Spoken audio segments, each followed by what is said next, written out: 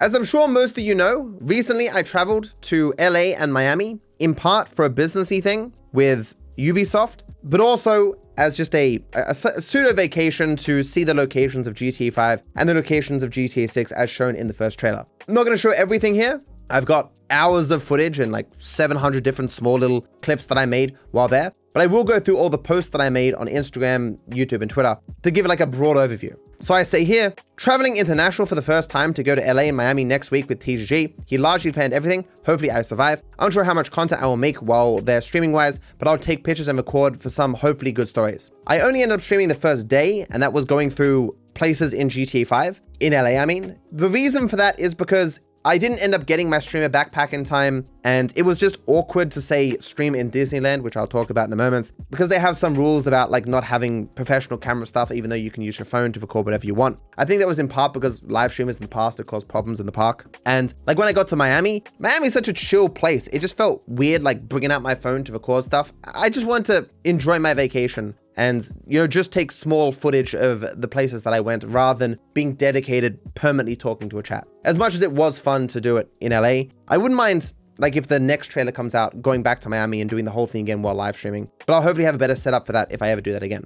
I continued here talking about my experience actually flying to America. I've arrived in America. Things are going great. I didn't sleep during the flight. I just played my Steam Deck, Balataro. It's like that card game I've talked about before, and watched Breaking Bad for the entire 13-hour flight to LA. Conveniently, everyone speaks Australian here. Wild coincidence. I had no language issues in America, surprisingly. Although there was a surprising amount of Spanish in both LA and Miami. Even in Disneyland, things were explained both in English and Spanish in a lot of places and in like airports and stuff. I think Aitana said to me that when she goes to Miami, she doesn't bother speaking English at all. You can just get by just speaking Spanish.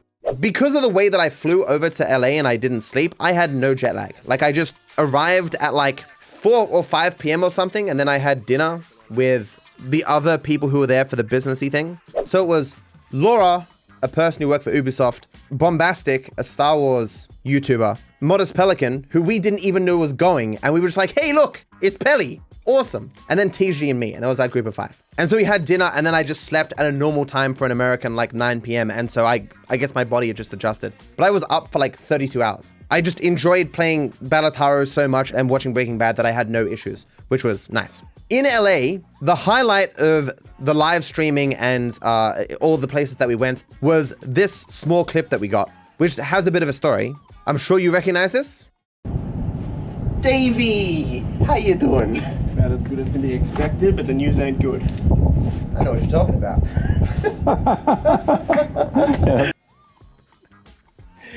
This was so good. Like, I don't have the picture, but we got to the observatory, right? And it was closed. As in, they were doing maintenance in this area. So the end over here was blocked off with a huge bit of wood. And so it was like, there was a lock on it, and it was also like nailed in. And we were so dismayed, obviously. We're like, oh no, we're not going to be able to do this little bit, not going to be able to do the meme, not going to be there where it happens in the game. But fortunately, one of my viewers, I was watching the live stream that I was doing previously, and he worked at the observatory.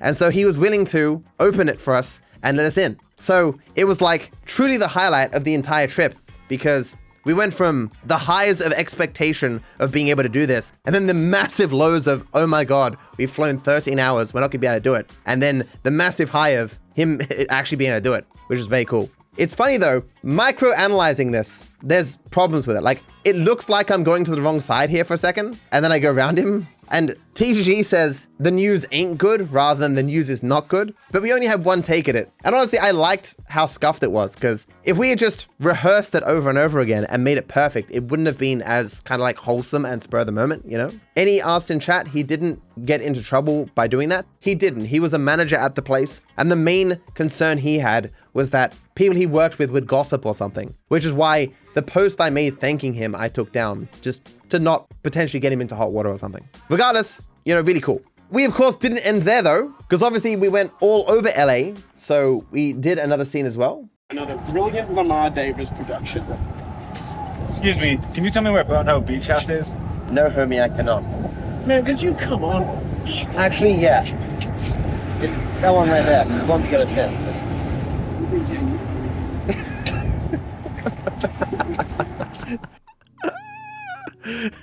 It's so scuffed, just so good. So this dude is a viewer, and the guy behind him is as well. He is recording this is my live stream setup right here, my phone. And so he's recording this for the live stream from that angle. And so if I make a video about this, it'll have a different angle to it. And so obviously that's Pelly being Lamar, TG being Franklin, and me here being Michael. And I was the one who fucked up my line here because I said, it's that one over there, when Michael says, it's that house right there, or whatever.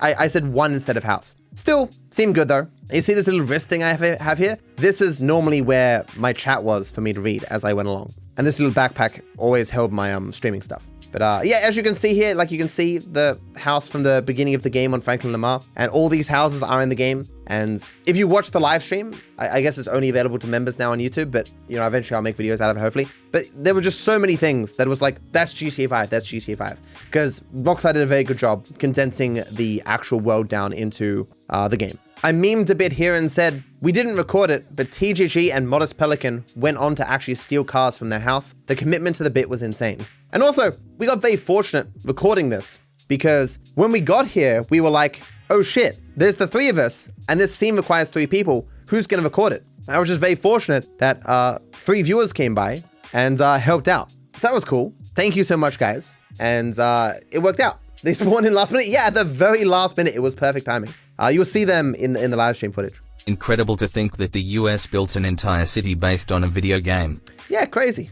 Very cool of them to do that. I think the biggest tweet about our clips was actually done by Ned Luke. So for example, the original that TG tweeted out has 23,000 likes, but Ned Luke's retweet has 45,000 likes. And he just says, awesome, 5 stars. And he retweeted the other one as well and said, you guys gonna redo the entire game? And that got 52,000 likes. To which I said, we are just deciding if we want to do subtle or obvious approach when we reenact the big score.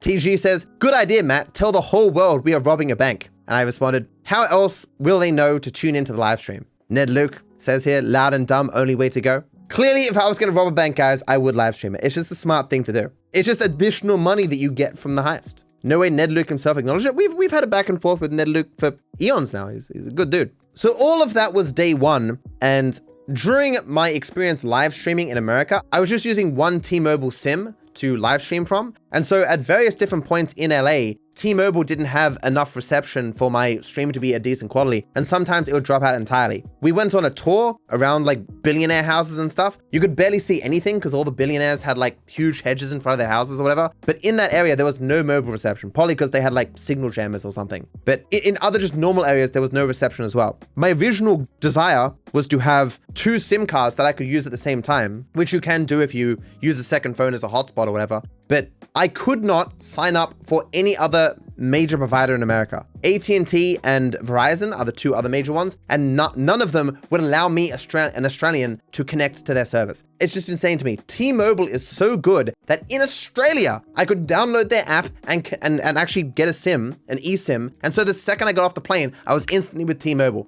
AT&T and Verizon don't even let you download the app. Like T-Mobile is just so far above in terms of ease of access than the other 2. It's insane to me. And so Aitana was right. She's like, yeah, T-Mobile is the best carrier in America for LA, bar none. And I guess probably maybe the best in general. Like even Googling it, it said T-Mobile was the best. That isn't to say that it's the best one to get a plan with, because if you don't know, in the US, there's 3 mobile networks, and then there's a bunch of offshoot smaller networks that's basically like rents bandwidth, I think would be the phrasing, at like wholesale prices, and then they sell them onto consumers, targeting different segments of the market with different pricing and all that stuff. But like if you sign up to Mint Mobile or something, you are using the network of T-Mobile, AT&T, or Verizon. They don't have their own stuff, but they can have better deals and whatnot. Regardless, I tweeted this out. American mobile phone plans are stupidly expensive for what little they give you. Hard limits on tethering hotspot, slowed down speeds after a few gigabytes. The network of T-Mobile in LA, the best here apparently, is spotty and had large dead spots. Crazy.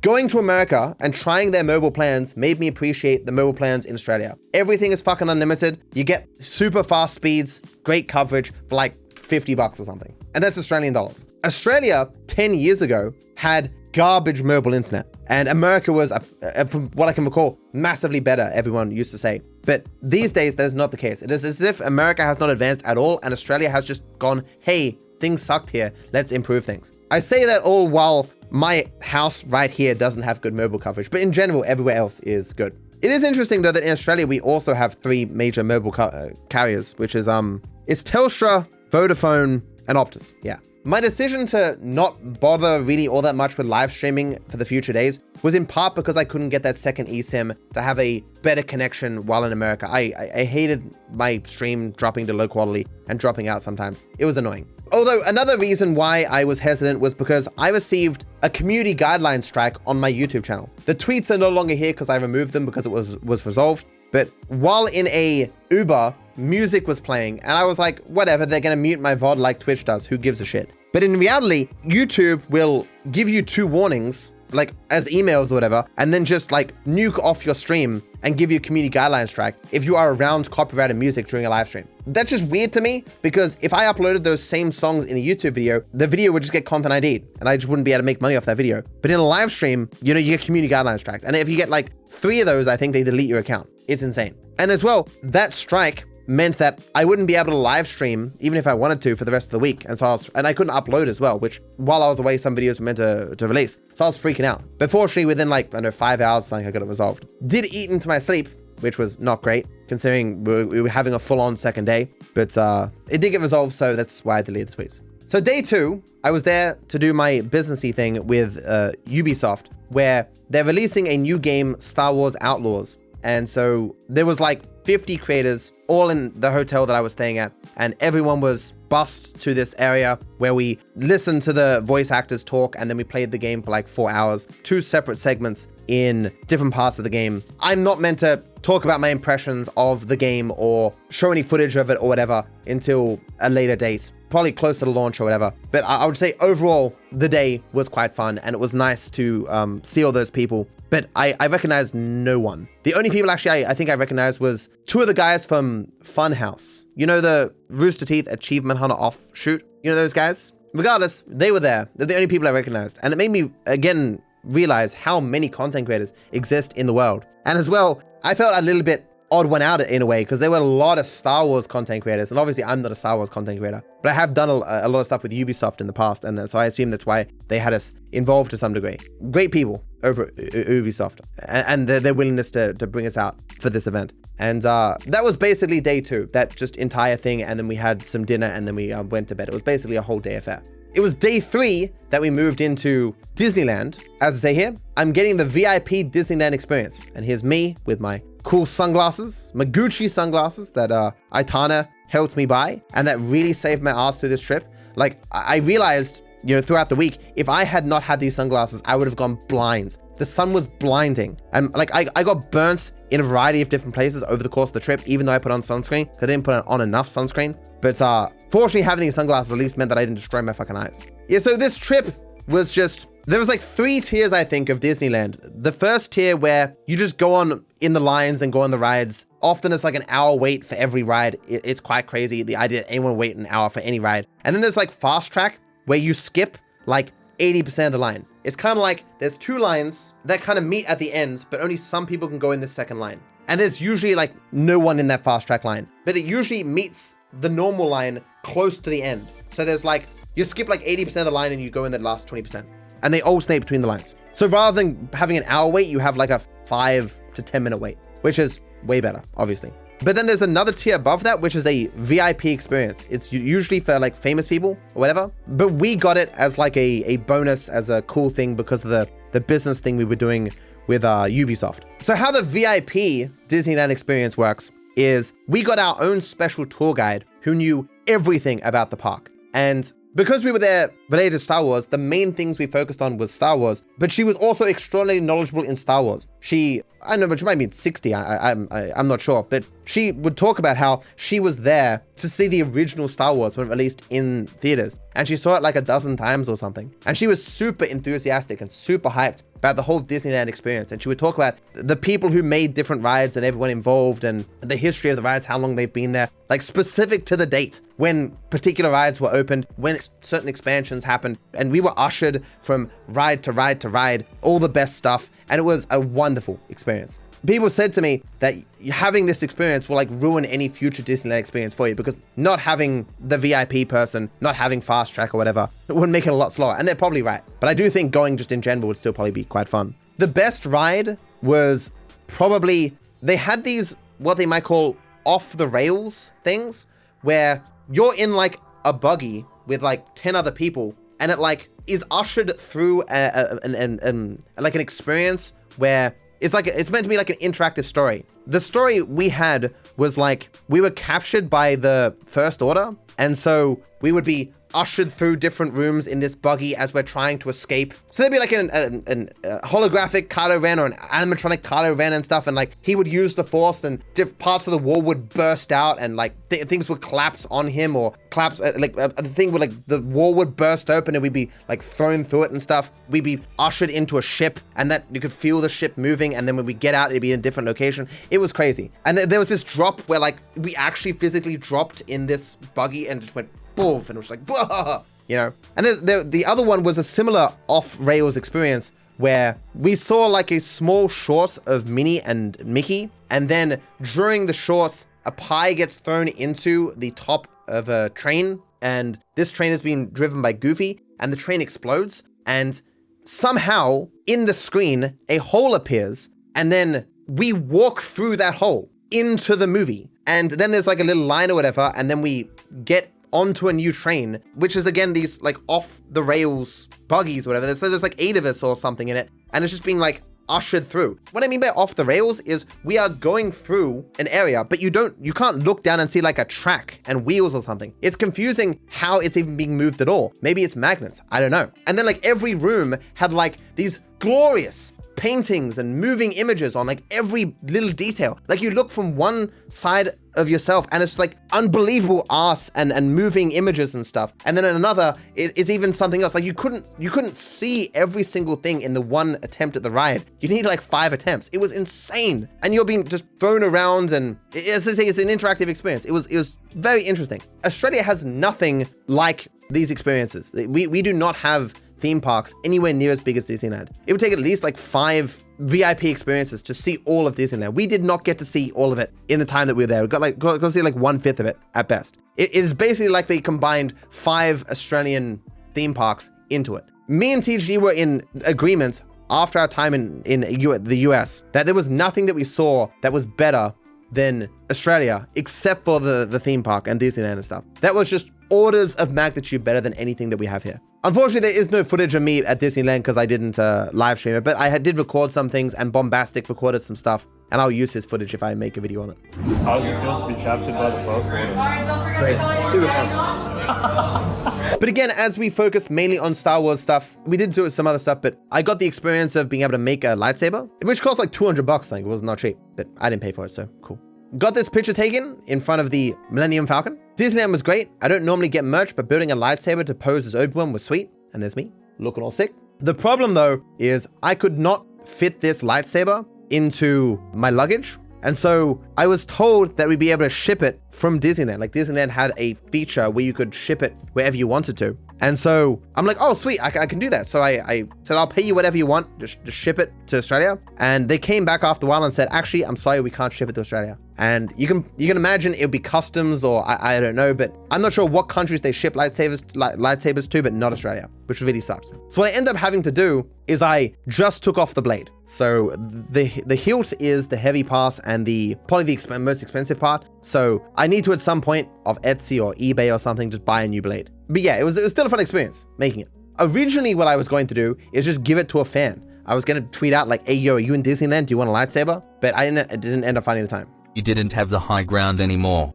No, I did not. There was also an interesting experience where we got to go to a bar, a Star Wars themed bar, and we were offered 2 free drinks. But on the list of free drinks, it included 3 different souvenir mugs. So as in, you can either get yourself like a mojito, or you can get yourself a mojito plus a souvenir mug.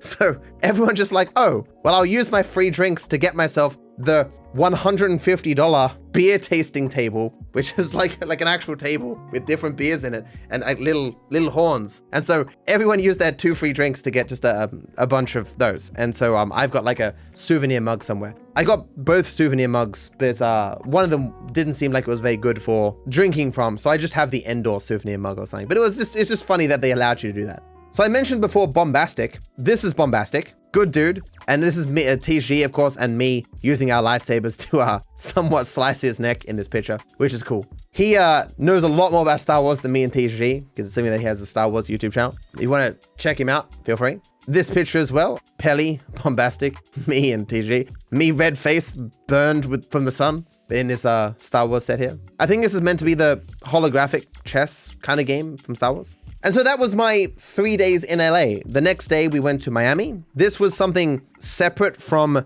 the experience of LA and Ubisoft, but Ubisoft was kind enough to change our tickets for when we wanted to fly back after going to Miami. Because originally the tickets were to fly back then, but we were like, look, let's stay a couple more days in Miami. And Ubisoft's like, okay, we'll just move your tickets to a different day, which is cool of them. Somewhat not cool is that these tickets were for economy and we could not change them. Because they obviously do deals through agencies and stuff, so they don't pay full price for these tickets. But if you don't pay full price for your economy ticket, you can't, through the app at least, upgrade to business class. And having never done any international travel, I was perfectly keen to shell out more money for a business class ticket, especially considering that we'd be flying 13 hours. So my 13-hour flight to LA was an economy, which was, honestly not that bad. In part because we took Qantas, and Qantas is you can call it a little bit premium in regards to economy flights, because the seats were still nice, and they give you a face mask and stuff, and they give you some good stuff compared to the more budget flights. But yeah, so while we were doing economy to LA and economy back from LA to Sydney, which is a couple of days from now, going to Miami, TGG booked business class for us. And honestly, it wasn't that good. While the flight to Miami was like 5 hours, the best thing about business class was that there was no middle seat. So I got the left, TG got the right, and you got a bit more leg room and stuff. And we were at the front of the plane, so we boarded first and we left first. But outside of that, like the food wasn't particularly all that much better. The drinks weren't particularly all that much better. It was just more comfortable. And was it worth the cost? It was probably 3-4 times the price. Maybe. I wouldn't imagine for most people it would be worth it. But considering I do so little travel, that it was probably worth it for me. So still, I think a good choice. So we got to Miami, as I say here, made it to Miami. Even just driving in, it looks amazing. And I now understand why many people told me Miami is better than LA. There were a lot of interesting features that I couldn't help but imagine Rockstar would add to GTA 6. I'm only here thanks to the planning of TGG, the legend that he is. He planned all this. I had no original plans to go to Miami. It was just TGG being like, yeah, so we're going to LA and seeing all this cool stuff. Why don't you go to Miami and see the GTA 6 stuff? I was like, sweet. He spent a whole day learning the locations of all the GTA 6 stuff and analyzing the trailer and all that jazz. And the only reason we did any of this is because of him, which is cool. But yeah, so being in Miami, the building we ended up staying in was on Ocean Drive. As I say here, on Ocean Drive, TG is getting mad shots of the stuff from the GTA 6 trailer. So this is the road from the GTA 6 trailer, and also from Vice City, I guess the game that already released a billion years ago. Well, we were staying in a thing called like Victor or something, but the building in the trailer is called Dixon. Yeah, here, see, it says Hotel Dixon there. I think it's called Hotel Vixen or Victor or something, but that's the building we stayed in real life. But you can see the similarities here. This is a shot from TG that he took, and this is the thing in the trailer. But there was a lot of really good looking cars all over Miami. Stuff I've never seen before, maybe in part because of regulations in Australia, but also in part because how expensive it is to ship that kind of stuff over to Australia. I don't know, but a lot more fancy cars in Miami and LA than Australia. When I said here that Miami is better than LA, that was in part because LA was kind of scary, unnerving. There was a lot of homeless people and people who were like talking to themselves and wandering the street and stuff. Everything was like really dirty. There were cleaner places, but like going into Disneyland and it just being perfectly clean, it was like night and day to like, it was like leaving the gated community of Disneyland and going back into the mess that is LA. And it was just kind of weird. Miami was a lot more clean, and it has its rougher areas, as maybe I'll talk about later here, but it not only seemed cleaner, but it felt more cultured and more vibrant and alive. LA seemed like a place that had passed its prime, and Miami was still somewhat in its prime, you know? Was really, really hot though. I don't think I've ever been a place as hot as Miami was, because it wasn't just hot, it was humid. As in, eventually you would just have an entire layer of sweat on you, and it almost felt like you weren't sweating because you just got used to it. Did I see any people on drugs? In LA, yes, many people. Walking along Hollywood Boulevard, it was weird. I was in McDonald's eating, and I'm like, that guy is definitely on drugs over there. You know, it's strange. As I say, if you've never been to Sydney, you probably won't understand this, but Sydney just feels a lot safer than Miami or LA. Like, both Miami and LA had way more police around, way more police, and everyone in Miami has a gun, as I've been told. But it does not feel anywhere near as safe as Sydney does. Sydney is so much cleaner, so much more peaceful. What drug use exists is not like in your face on the streets or whatever. Sure, there's definitely homeless people somewhere in Sydney, but it's nowhere near to the degree of Miami and LA. It is just on different levels. It's one of the things I said to TGG while there, that there wasn't a huge culture shock going from Australia to America, because very similar cultures, very similar places. It'd be very different than, say, if you've lived in the Middle East your entire life and you go to America or something. For us, it was just like, we could look somewhere and be like, this could be in Australia, until you like scrutinize small details. All around were like tiny things that were just a little bit worse, a little bit more inconvenient. The PowerPoints are definitely worse in America. The light switches definitely worse in America. Even the toilets, definitely worse in America. Why do you have so much water in your toilets? I don't understand. It is just worse. But there were nice things as well. It was a nice place. It had more culture, at least Miami did, you know? It was an interesting place, you know? But I've only put small clips here on Twitter, even though I do have a lot more footage. This is us walking down to the beach. Gotta get the selfies in. Look at that, just along the beach. Wow. Not showing much there, but we walked along the beach here. Look at it. It looks very beautiful. This is this TG shot? This is the shot from the trailer as well. See, like all the things in the background here. It's always important to remember that it's not a one-to-one recreation that Rockstar makes of the area. They usually like condense parts together, but this is where this shot is taken. See, like this yellow building over here, you can see over here, and this building here is the ones next to it and stuff.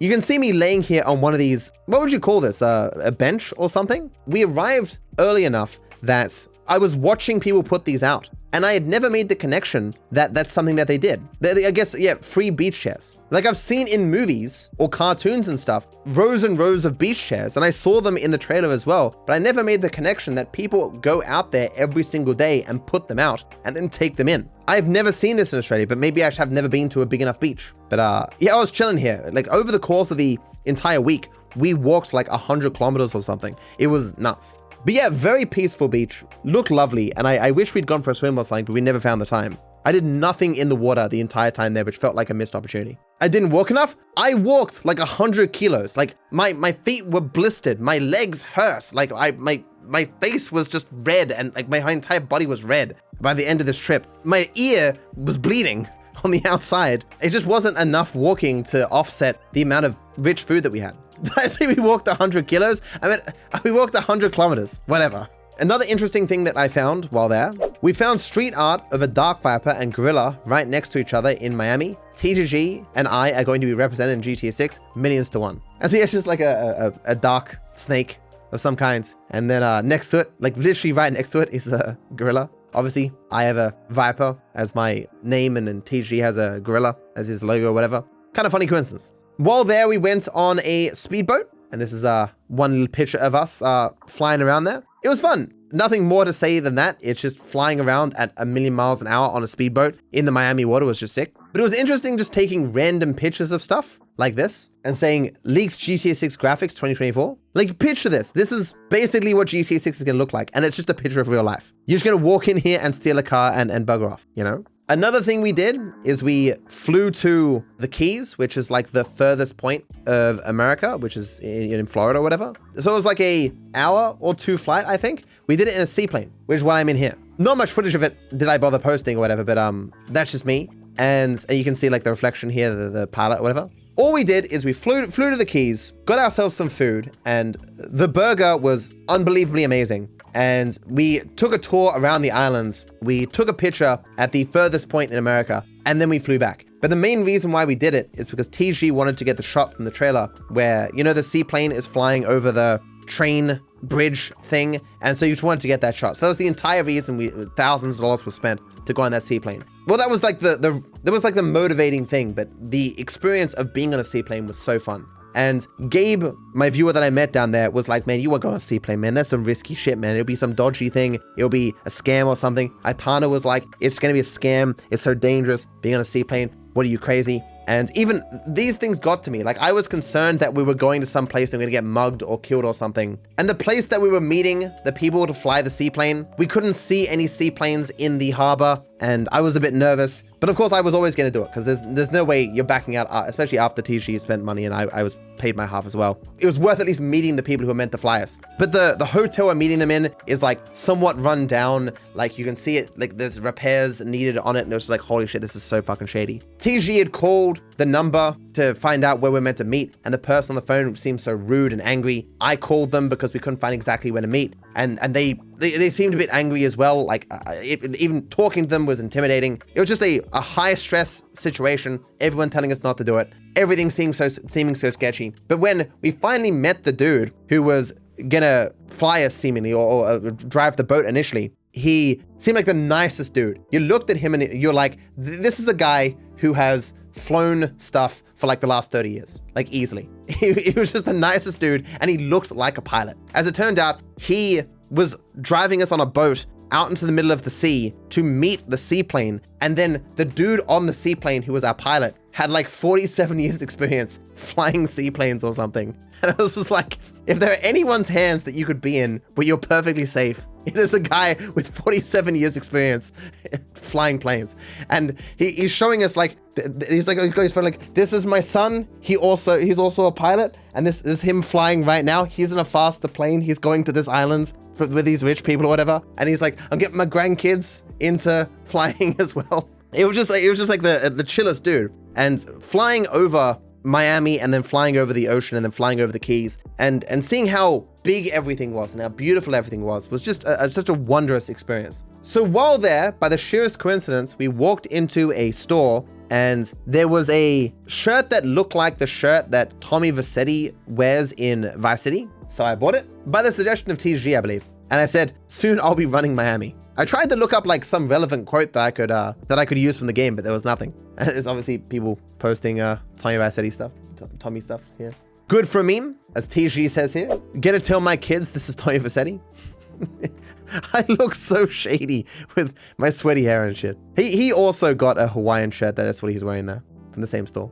Not as a meme, but for funsies. So that Tommy Vercetti shirt, I wore that from like, I don't know, like 12 until like 9 p.m. or something one day. And it was so amazingly embarrassing. As I said here, I don't care how long I live, I will never again feel as stupid as I did wearing this shirt in Miami half the day. I know it was for a meme, but the only way I could have had more people looking at me is if I walked around with my cock out. I was walking down the street, and there was this homeless dude, maybe on drugs, I'm not sure. Not that I'm saying all homeless people on drugs or so, but it's just the way he was talking. And he was just rambling like, this guy's stupid ass fucking shirt.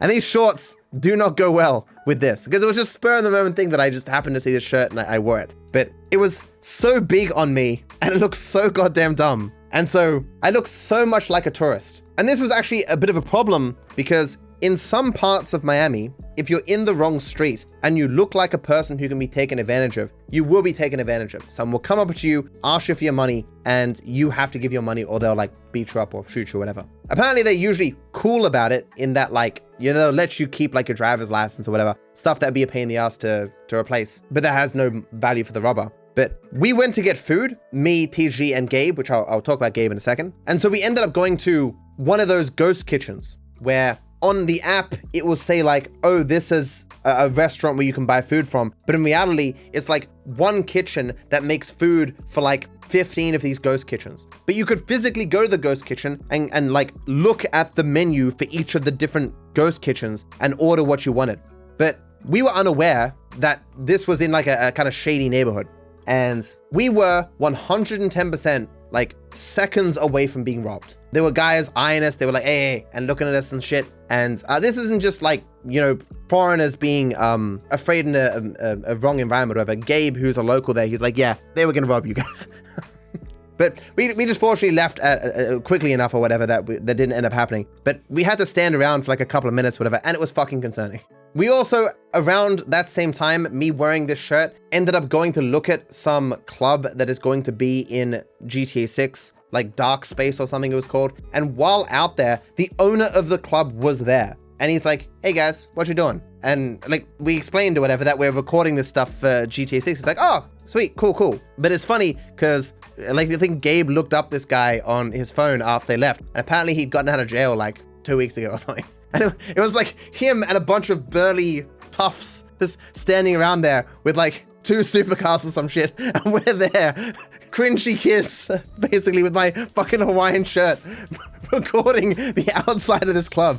There's so many random things happened. And so I was just like really keen to get home and stop wearing this stupid shirt. Another funny thing happened with the shirt though. I posted this same picture and caption on YouTube and YouTube removed it. As I say here, I posted this same image to YouTube. They removed it for nudity. Hilarious. Hi DarkViperAU. We wanted to let you know our team reviewed your content and we think it violates our sex and nudity policy. We know you may not have realized this was a violation of our policies, so we're not applying a strike to your channel. However, we have removed the following content from YouTube, and it was just this. Now, assessing it, it was because I said cock out. It wasn't this. YouTube themselves clarified down here somewhere. Jumping in to help clarify, your shirt game equals strong 10 out of 10 in our eyes. The post removal equals not about the shirt, promise. It was due to a little language slip up, which goes against our community guidelines. Which makes more sense. Doesn't surprise me. But it's more funny to believe that I was just so sexy or something in the shirt that they had to remove it. That shirt has to be framed, so much stuff happened in it. Well, I did even more stuff in this shirt actually. So on all my posts while wearing this shirt, people were like, you look like Butcher from The Boys. If you haven't seen The Boys, I don't know what's wrong with you. It's a great show. I'm current myself.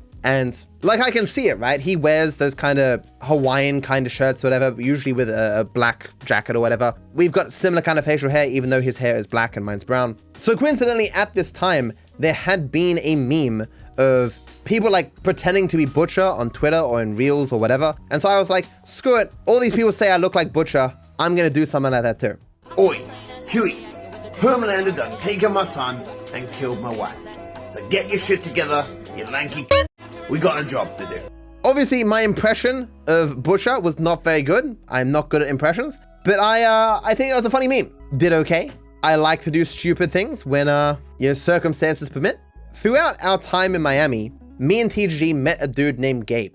This dude. Please ignore how bad of a picture this is of me. This was on the final day, like just before leaving. And I said here, this is the worst photo of myself ever, but Gabe is super chill and really helped us out in Miami. Real OG of the channel. Gabe says here, super dope showing these guys around Miami this weekend. Glad we didn't get robbed. Yeah, speaking of that moment. So this was in Wynwood, a place with all this magnificent art, all street art and stuff all over the walls and stuff. Some of it you can see in leaks or the GTA 6 trailer and stuff. And that's part of the reason why we were there. But Gabe reached out on Instagram. Instagram being a social media that I've only recently started using again because I go to places with Itana now and I have actual stuff to put on it. And my mod, Well, who helps me out with my Instagram, he happened to see Gabe's post and we reached out and connected through that. Considering how many messages that I receive and how many comments and stuff that I receive, there was no guarantee that I would have seen this or Well would have seen it and this would actually work out. But Gabe's knowledge of Miami and places to go and food to eat and stuff was really, really helpful. And he was such a chill dude. He brought us to this place that had recently won awards for the best burgers. And yes, literally the best burgers I've ever eaten. Can't remember what it's called. It'll be in the video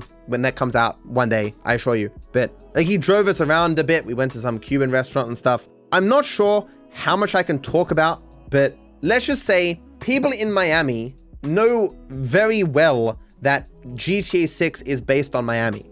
In that, there's no way that Rockstar could have kept secret all the things that they were recording and filming and whatever, basing the game on, right? So people in Miami, even just the general population, had to become aware that Rockstar was doing stuff in their city. And so there are a bunch of people that we met that had been approached by Rockstar to do things in the game, or people who owns stuff that is going to be in the game because Rockstar had to get their permission to get it in the game, or artists and stuff, right? Not only that, Gabe himself is somewhat connected, you could say, in that he works in the biggest record studio in Miami. a place where like a lot of famous musicians had gone to record different tracks and stuff. And so he gave us a tour of inside that place, and like, you know, a record studio that like a single room cost like $1 million to make and stuff. And it was unreal. So not only was he a nice guy, not only did he show us cool eateries and stuff, not only did he tell us some information about like the city in regards to what's going on there, but we also got a cool tour of a record studio,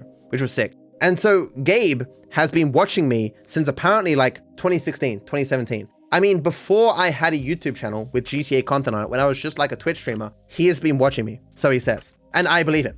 It's funny because TGG and I were discussing, like prior to going on this trip, like he doesn't see the value in live streaming and stuff, and he doesn't really like it that much. He doesn't want to spend time on it. He prefers making YouTube videos. And on this trip, not only did we only get into the observatory because I'm a live streamer, but we only got like a world-class tour of Miami because I'm a live streamer. And I was like, TG, I mean, live streaming has its perks.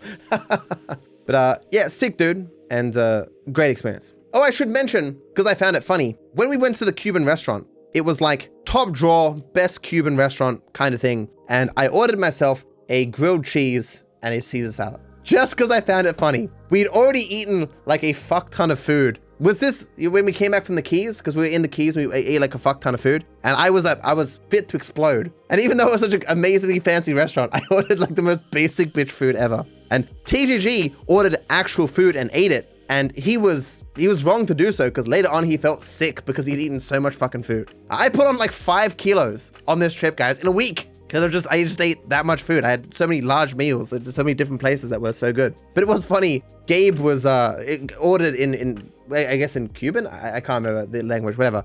He ordered this, and like the waiter was like, yeah, I've never heard of someone who's like not a kid buying a grilled cheese sandwich at this restaurant. Truly adopted American culture. Cubans speak Spanish. Spanish? I thought it was Spanish. Fuck. I am dumb. I don't know languages of places, okay?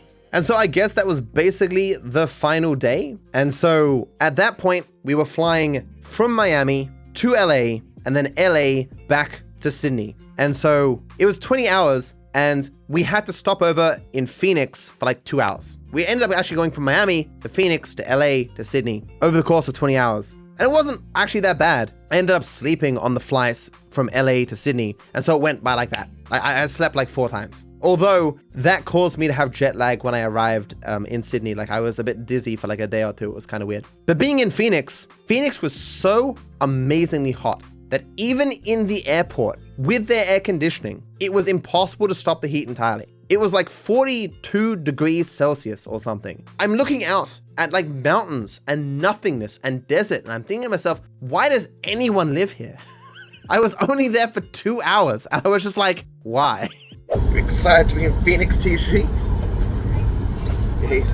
No offense to anyone who lives in Phoenix. I'm just saying, if you had a way to go somewhere else, you probably would. One funny thing that happened when I was flying to Phoenix from Miami to go to LA was what I said here. I am at the airport and I ordered food from Wendy's. Cashier yells out, 9/11, 9/11 to alert me that my order was ready. What are the odds? And so it's just the last 3 numbers that they yell. So it was 9/11 in an airport. I guess the odds are 1 in 1,000, but that must happen quite a bit. And I just found that so funny. God damn, dude. So this is the final picture. I am back in Australia. My first international trip was a great success. LA and Miami were interesting, and even the flight lengths weren't as bad as I thought they might be. We'll do it again sometime, hopefully with more live streaming. As I said before, maybe when they release the GTA 6 second trailer, we'll go to Miami again and record more stuff that's in the trailer. We'll see. Yeah, I know I look stupid in this picture. I just pulled funny faces for the hell of it. One other cute thing was Aitana came to the airport to pick me up, and this is the sign that she used. Welcome home, Lucia, aka Tommy Vercetti, DarkViperAU, Matto. So glad witness protection is over. I really like how much Aitana participates in the memes and stuff. It's so cute. She might have been one of the few people there who actually had a sign or whatever. Like, it's normal for a chauffeur or something to have a sign, but it's not as common for people meeting family or whatever, or significant others or whatever, to hold signs. But very funny. Actually, when we arrived in LA the first time, we did get a chauffeur who was there from Ubisoft or whatever, and they had a sign that said DarkViperAU and... No. Did it say DarkViperAU and TGG, or did it say Marshall and Matt? Probably Marshall and Matt. That probably makes more sense. Yeah, and unfortunately, Pelly was only there for the LA part of our trip because he was invited by Ubisoft and we didn't know he was going to the thing, so we obviously didn't communicate beforehand to ask if he wanted to go to Miami. And while in LA, it was just too short notice for him to also go to Miami with us. But we did get some cool pictures. People were like, I look like the dad with my 2 sons or something. What Pelly did the entire trip is he would constantly walk up to police and be like, hey, yo, can you point your gun at me and let me take a picture? Police in America, in LA, multiple times. There was at least one time where there was a group of police that he asked. And each time we were like, are you insane, dude? Like, I respect that he was willing to do it. Some of them were like surly, like, no, whatever. Some of them were like, haha, that's funny, but nah, I can't do that. You know, some of them were nice. Some of them were just like more serious. But this is Pelly hugging Chewie, the Wookiee. And he, what's the word? He dabbed him up or whatever, where he's just like, and they like hug or whatever. There's a video of it somewhere. It was very funny. And of course, Pelly, very much so hydrated in front of Disneyland stuff here. If you go to TGG's Instagram, you might notice that there's not much on it. And that's because he made one specifically for this trip. In that I was like, how the hell do you not have an Instagram? I want to tag you and stuff. What the hell? And so within like a week or whatever, he got 5,000 followers. There was another account called TGG though. Like he doesn't have the actual TGG name. Or did he get it? I don't know, man. Instagram is so confusing. Regardless, his name is weird. So if you want to follow him on Instagram, feel free. Throughout my experience in America, one of the main things I wanted to do was try American fast food to see how it compared to Australian fast food. And it was all worse. The same restaurants that we have in Australia, in America, are just worse. The other restaurants that people tell me are good in America are not very good. I think McDonald's was the same as Australia. It tasted different, but it was as good. All the rest were worse. One interesting thing was comparing Coke, Coke Zero, Pepsi, and Pepsi Max to Australia. And the main reason why they taste different is because Americans use corn syrup instead of sugar. Some people in America actually get their Coke from Mexico who still use sugar, specifically because they want the real thing. American Coke tastes different from Australian Coke, and I think it's worse. But over the course of the week, I just got used to it. I was throwing back so much of it. It was great. Coke Zero, that being no sugar, Coke in America, tastes better than Coke no sugar in Australia. Pepsi, just base Pepsi, tastes, of all the drinks I tasted, the most similar to Pepsi in Australia, but Pepsi in Australia is still probably a little bit better, a little bit sweeter. Did I try Pepsi Max? They had Pepsi Diet. I've never tasted Pepsi Diet before. It's strange, but I think Pepsi Max in Australia, probably better than Pepsi Diet. But at the end of the day, after drinking them all for a week, the difference was immaterial. It didn't matter. It was still a refreshing beverage. Whether that was psychological, I'm not sure. But I got used to all that stuff and it was good. McDonald's is not the same everywhere. No, I'm not saying McDonald's is the same. I'm saying it was equally as tasty. It tasted different, but not in a way that was off-putting or what have you. What was that main place that I tried? You know that store that's like, it feels like the 80s? Yeah, so I tried In-N-Out that everyone said was really good. And I tried the burgers and I was like, it's all right. I think the burgers at like Hungry Jack's, our equivalent of Burger King or whatever, in Australia is better. Like in any burger place in Australia is better than In-N-Out. I was told to get animal fries, which is a thing off the menu that is apparently, it's like bacon and some sauce or whatever. I tried normal fries and animal fries and they sucked. I don't think in the entirety of my time in America, outside of when I went to the Keys, and when I went to that special burger place, can't remember its name, did I ever have any good fries? I went to like 20 places over the course of my entire time there. All the fries sucked. I don't think you guys understand until you try KFC chips, how good KFC chips are, or like Red Rooster chips, or even Burger King chips. They taste actually really good. Like in America, they give you so many fries or chips or whatever you want to call them. There's thousands of them because they're all so low quality and garbage. You only eat them because they happen to be there. You take me to KFC, I'm like pushing the burger to the side and I'm eating the fries first. Burger King, I'm doing the same thing, right? Red Rooster, I'm doing the same thing. Even McDonald's has better fries, right? I did try KFC in America, it sucks. Gabe was glazing KFC so much. And I was like, but I always hear KFC in America sucks, which is weird to us Australians because KFC in Australia is generally pretty good. Although it's kind of like hit or miss. Sometimes like it's bad, but often it's usually pretty good, you know? That's it. I am boycotting your channel after your In-N-Out take. It wasn't bad. It was just people talked it up so much. And given how simple everything is there and how simple the menu is, you expect them to be doing nothing but working on having the most perfect, pristine burgers of all time. And they were just like, eh. KFC always has soggy chips. Soggy chips suck. That is true. You got to eat them the second you get them. Yes, I tried a bunch of places, can't remember them all, but I will remember them when I go through the footage.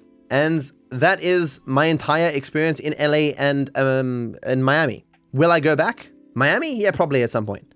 LA? If I ever want to see the GTA 5 scenery again, sure. But outside that, probably not. Like, I'm sure there's great places in LA, and not every place I went in LA was equally as dirty and full of weird people on drugs, but there was a lot of those places. And while Miami also had a lot of really sketchy places, it at least had like cool places to go and was mainly clean. With that being said though, neither place compares to Sydney, or just Australia in general. Both TGG and I came to the conclusion that it's just nice being in a country where everyone isn't holding like a pistol in their pocket. I think in my week in America, I saw more police than I've ever seen in my entire life. Like, consider me naive, but I had never really considered that the whole military helicopter sitting on a building was an actual thing in real life. I see it in GTA 5 and I just accept it as a part of the video game, but pulling into LA and seeing just a line of police helicopters, I was just like, what place would need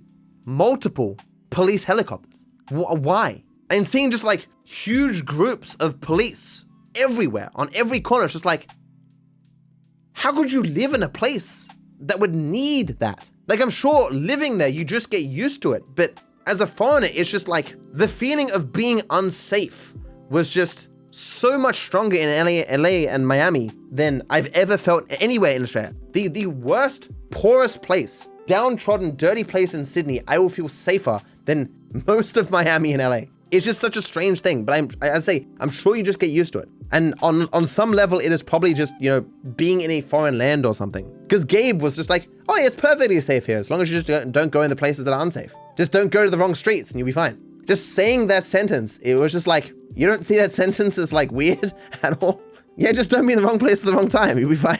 Yeah, as I often say, as Vanny's pointing out, like there are perfectly nice places in America. Like America is huge. America, landmass wise, is as big as Australia.